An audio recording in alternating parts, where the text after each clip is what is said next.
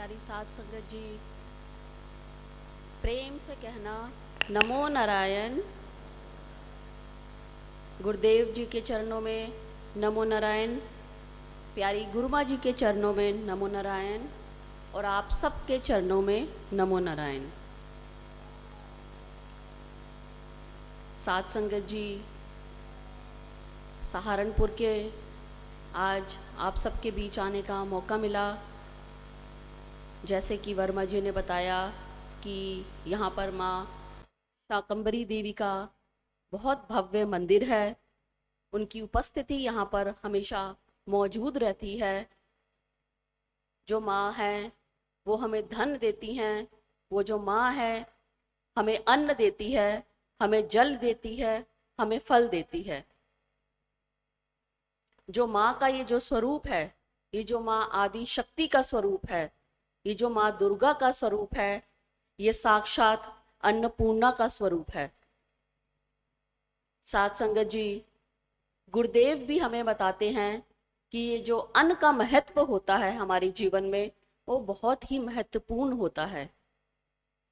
ये जो अन्न है, यही जो हमारा शरीर रूप है, इसे चलाता है।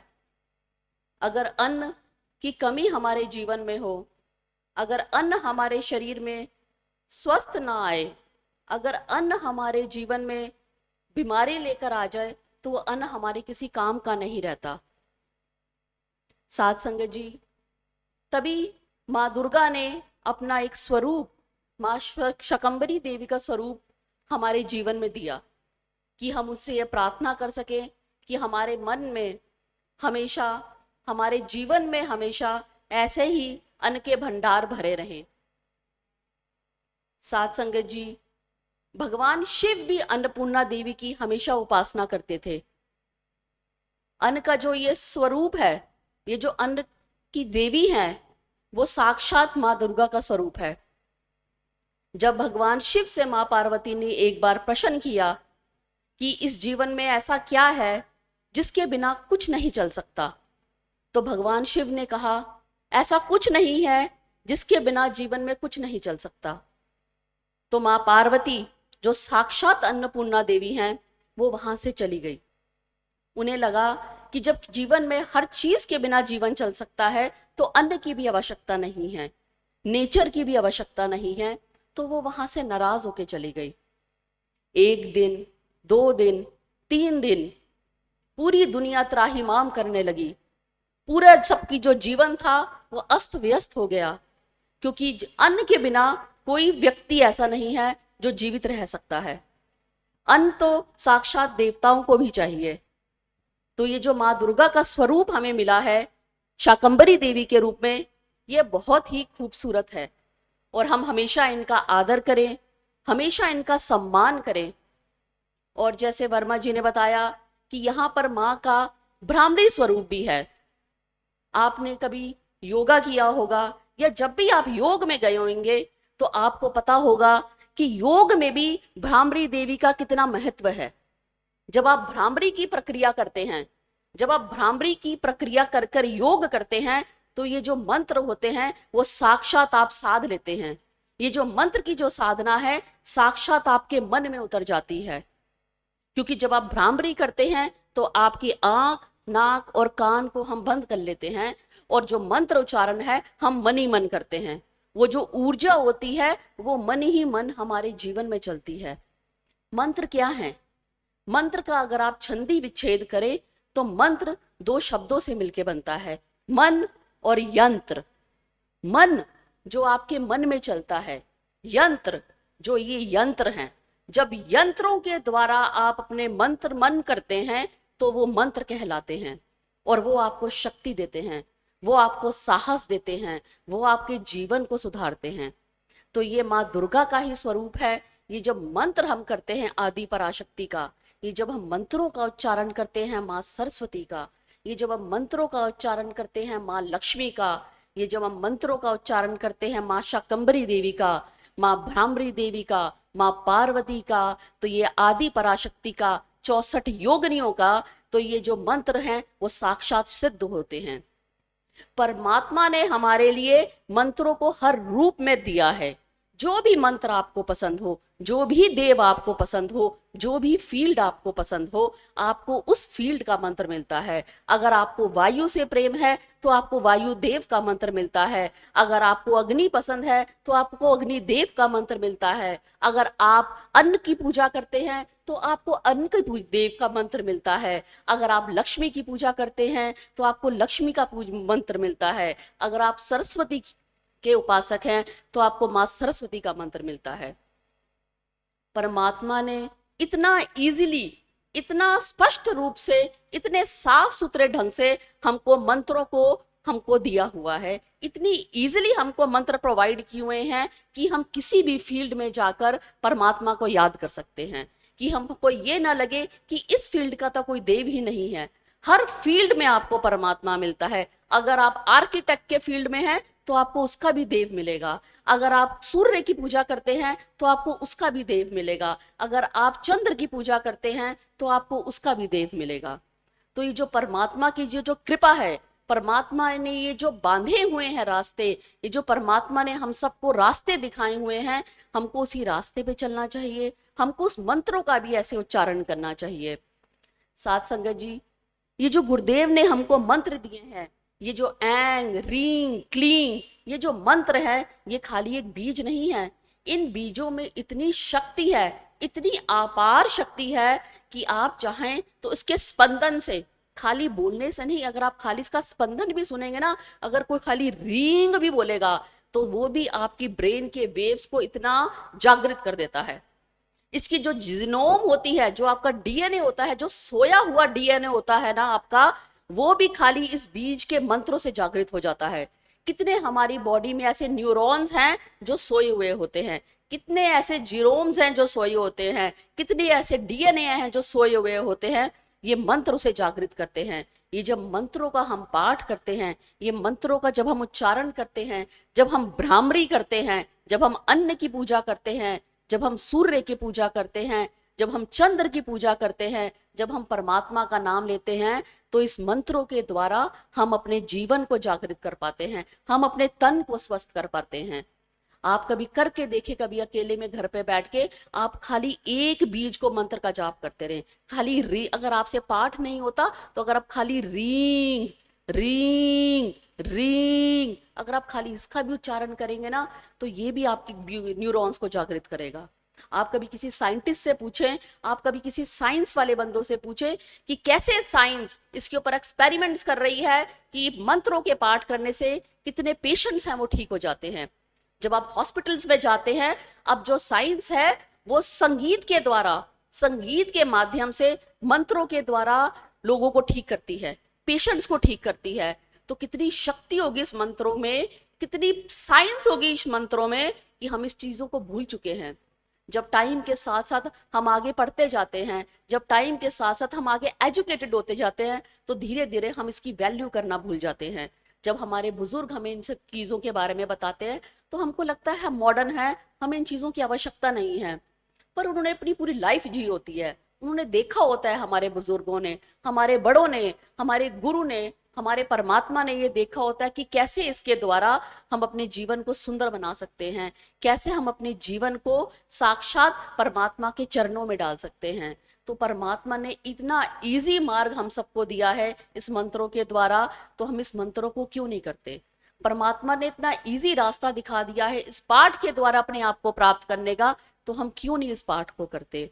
हमारे पास पूरा दिन का टाइम होता है, हम अपने फोन को भी स्क्रॉल कर लेते हैं, हम फाइट्स भी कर लेते हैं, हम शॉपिंग भी चले जाते हैं, हम हर चीज कर लेते हैं, मगर हम पाठ नहीं कर पाते। इतना डिफिकल्ट लगता है हमको पाठ करना कि परमात्मा सोचता होगा कि 24 घंटे में से इसके पास हाफ एन आवर तक भी टाइम नहीं है, हाफ एन आवर भी टाइम नहीं है हमारे पास परमात्मा का नाम जप करने के लिए। और फिर हम परमात्मा को कहते हैं कि हमारी ऐसी क्या गलती थी कि हमें ऐसे दुख और कष्ट आए। तो ये हमारी ही गलती है कि हम परमात्मा को भूल गए। जैसे एक बच्चा है, अगर माँ बाप उसे सब कुछ प्रोवाइड कर रहे हैं, आप भी एक माँ बाप हैं, अगर आपके माँ बाप आपको सब कुछ प्रोवाइड करे और एक टाइम ऐसा आए कि बच्चा अपने माँ बाप को ही भूल जाए, तो माँ बाप पे क्या बीतती होगी। माँ बाप को कितनी तकलीफ होती होगी, यार मैं तो जो कुछ भी कर रहा हूँ अपने बच्चों के लिए कर रहा हूँ, जो कुछ भी मैं सोचता हूँ अपने बच्चों के लिए सोचता हूँ, तो ऐसे ही जो परमात्मा है वो सब कुछ हमारे लिए सोचता है। परमात्मा जो है वो सब कुछ हमारे लिए करता है। और परमात्मा किसके द्वारा करता है? परमात्मा गुरु के द्वारा करता है। जब गुरु हमारे जीवन में आता है तो साक्षात परमात्मा को लेकर आता है। जब गुरु हमारे जीवन में आता है तो समझिए साक्षात परमात्मा हमारे जीवन में आ गया। मंत्र इतनी इजीली किसी के जीवन में नहीं आते। अगर आपके जीवन में कोई पाठ आ रहा है, अगर आपके जीवन में कोई देवी आ रही है, अगर आपके जीवन में किसी परमात्मा का नाम आ रहा है, तो साक्षात आपको हिंट्स मिल रहे हैं कि आपको पाठ आरंभ करना है। साक्षात आपको हिंट्स मिल रहे हैं कि अब आपके जीवन की यात्रा आगे शुरू हो चुकी है परमात्मा के नाम के लिए।